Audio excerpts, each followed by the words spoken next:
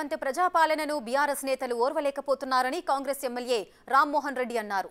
రోజులు లెక్కిస్తూ హరీష్ అడ్రస్ ప్రదర్శిస్తున్నారని చెప్పారు. తొందరలోనే బీఆర్ఎస్ ఖాళీ అవుతుందని రామ్మోహన్ అన్నారు.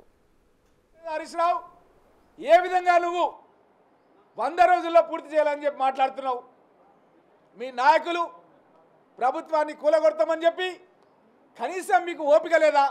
9.5 సంవత్సరాలు ఈ రాష్ట్రాన్ని వెళ్ళి 7 లక్షల కోట్ల రూపాయలు అప్పు చేసి ఈ యొక్క తెలంగాణ ప్రభుత్వాన్ని అధోగతి పాడించారు మీరు.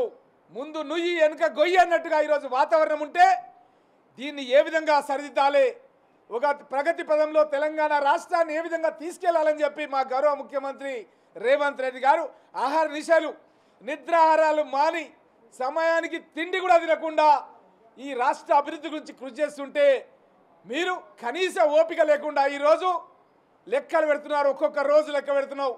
100 రోజులకు 2 నెలలు అయిపోయింది, ఇంకా నెలనే ఉంది, ఎప్పుడు చేస్తామని చెప్పి అడుగుతున్నావు.